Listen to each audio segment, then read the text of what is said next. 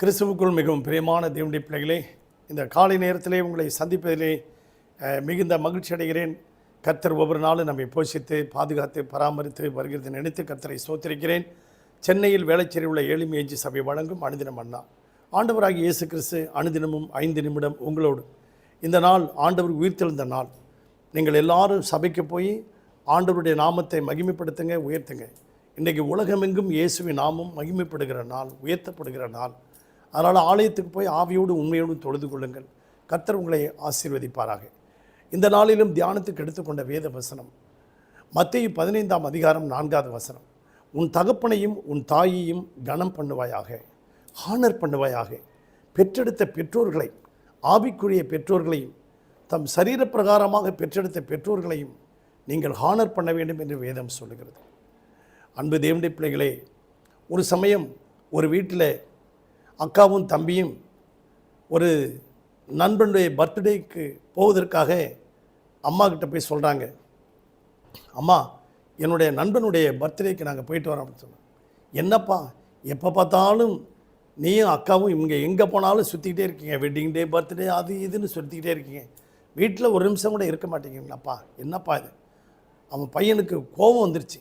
என்னம்மா நீங்கள் ஒரே உங்கள்கிட்ட பெரிய தொல்லையாக இருக்குது, போய் தொலைங்கம்மா எங்கேயாவது அப்படின்ட்டான்.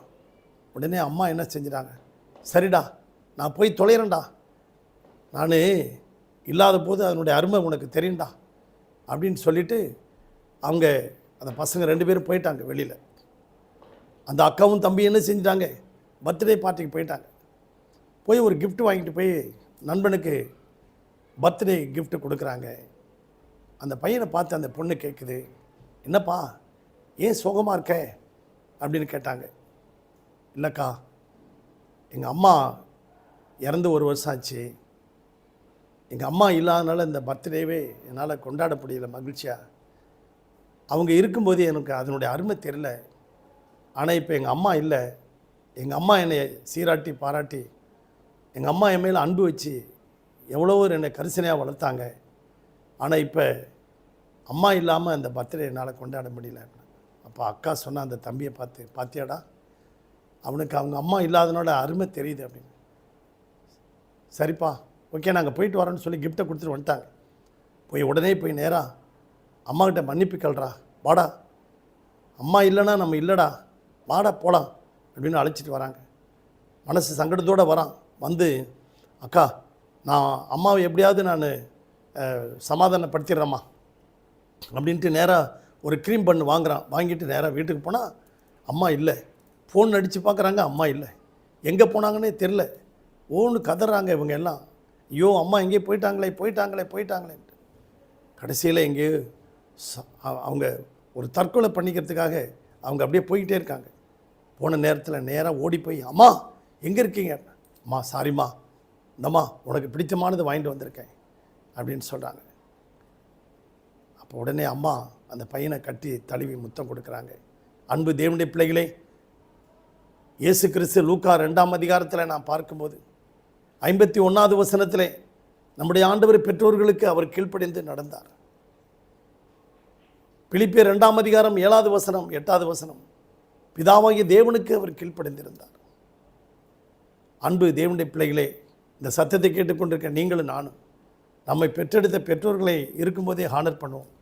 யோவான் எழுதின சுவிசேஷம் 7ஆம் அதிகாரத்தில் அந்த இயேசு கிறிஸ்துடைய சகோதரர்கள்லாம் இயேசுவை வீட்டை விட்டு வெளியில் அனுப்புனாங்க. நீ போ, உன் வேலையை போய் யூதேயாவில் காட்டுங்க அப்படின்னாங்க.